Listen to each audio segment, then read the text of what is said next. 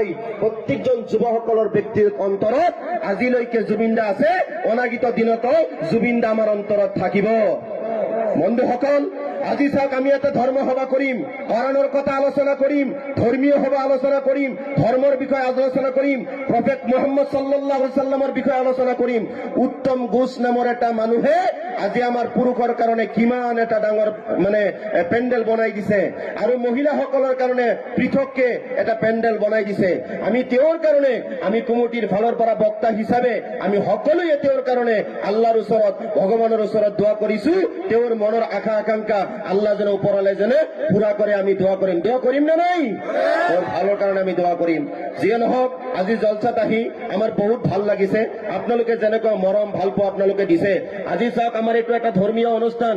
ইয়াতে আমি কোৰাণৰ শিক্ষা দিওঁ, হাদিছৰ শিক্ষা দিওঁ, এইটো ধৰ্মীয় অনুষ্ঠান। ইয়াতে আমাৰ চৰকাৰীভাৱে কোনো অনুদান নাহে।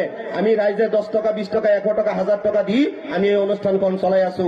আজীৱন আমি জীয়াই থকালৈকে এই অনুষ্ঠানৰ লগত জড়িত হৈ থাকিম, কওক ইনশাআল্লাহ। যিয়ে নহওক, অহা বছৰৰ কাৰণে আপোনালোকে যুৱকসকলে যেনেকুৱা এটা আইটেম লৈছে আমি দোয়া কৰিছো, আপোনালোকৰ দীঘলীয়া সময় আল্লাহ ৰাব্বুল আলামিনৰ জমিনত আপোনালোকে জীয়াই থাকক, এইখিনি ইনশাআল্লাহ আমার ভালোর পৰা দোয়া থাকিল। যে নহওক, তো আলহামদুলিল্লাহ আপনারা যারা আমার কথাগুলো শুনলেন,